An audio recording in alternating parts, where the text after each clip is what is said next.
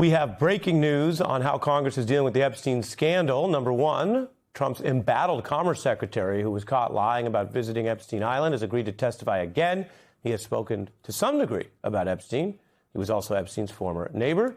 And the Oversight Committee has a new letter out tonight calling on a range of new witnesses to agree to testimony. It is a demand letter, and they have subpoena power if they want to raise the stakes. And it includes a host of people, including former Obama White House lawyer Cathy Ruemmler. Her spokesman says she welcomes the opportunity to appear, so that suggests progress. But overall, she is part of 7 new individuals. These would be new witnesses subjected to this interview process, including Bill Gates, Epstein's longtime assistant, Leslie Groff, who we learned from the files was under DOJ scrutiny, and some other big names.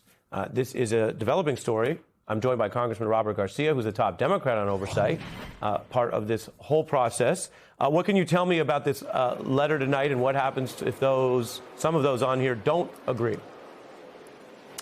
Well, look, first let me just begin by saying that we support those names. These are individuals that we have actually directly requested Chairman Comer to subpoena and to get testimony from.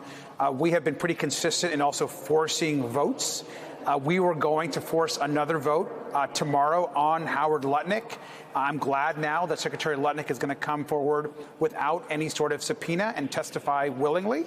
And if these other individuals will do the same, that is going to be a very important step for transparency and to ensure that we get the full truth on the Epstein files in this investigation. So we've said from day one, we will talk to anyone. We don't care what party they are, who they served with, or how powerful they are. If they know any information about Jeffrey Epstein, if they don't, they should.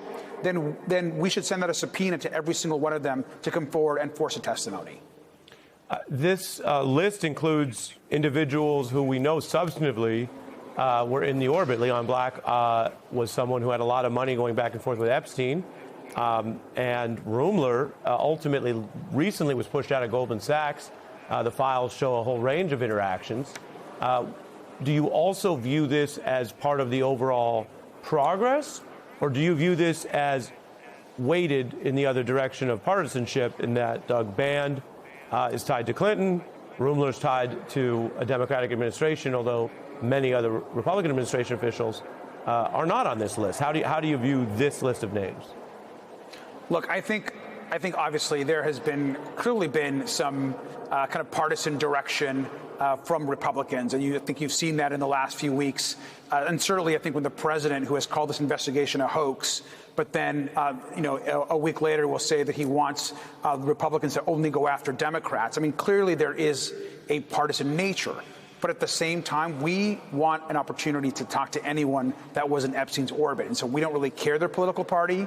If they have information, they should come forward and talk, which is why folks like Howard Lutnick, who's obviously the Commerce Secretary, should come before our committee.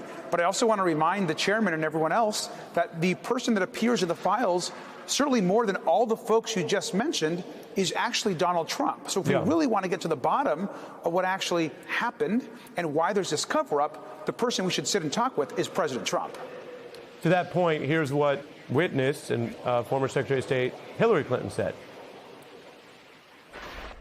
I think that it would be in keeping with the scope of the investigation of this committee to set up a deposition with President Trump. Given what's in the files and given past and prior conduct, he would be on my witness list. He clearly knows what he did. He knows what others did.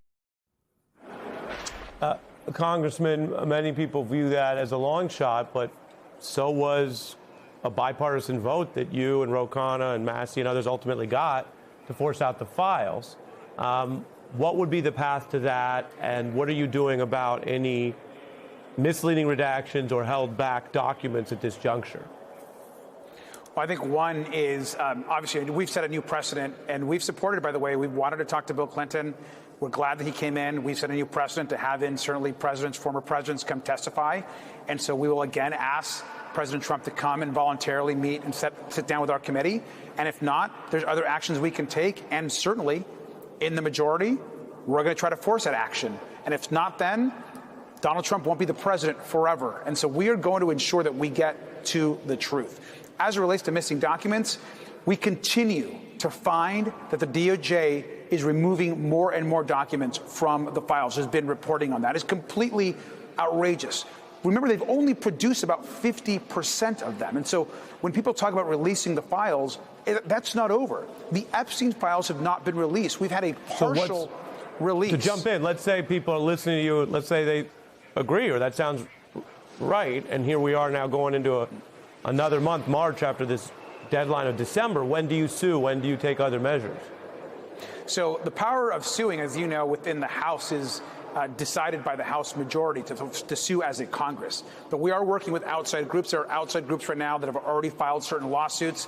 Those are going to continue. And the pressure of the American public has actually made a real difference. I mean, think about just a few months ago and where we're at today. When we have forced subpoena votes. We forced a Transparency Act law. We've ensured that we've talked to folks incredible, I'm only jumping in to say the minority. Yeah, you've done a lot for the minority. Do you think Massey would join you on suing? I mean, go ahead. I think that we are building Republicans, a bipartisan coalition to get more and more folks to ensure that as a body, we demand the rest of those files. And so there's a lot happening right now in the works for that very thing to happen. But what's important is the pressure has to also come from the American public. Right now, I mean, over 70% of Republicans and Democrats believe that all the Epstein files should be released. It's an important issue. It's, in fact, Donald Trump's worst performing issue when you look at polling and survey work. And so Republicans need to do the right thing here. This is about survivors. We are making incredible progress. This investigation is just getting started. It's not a hoax. And Donald Trump should come and testify in front of the committee.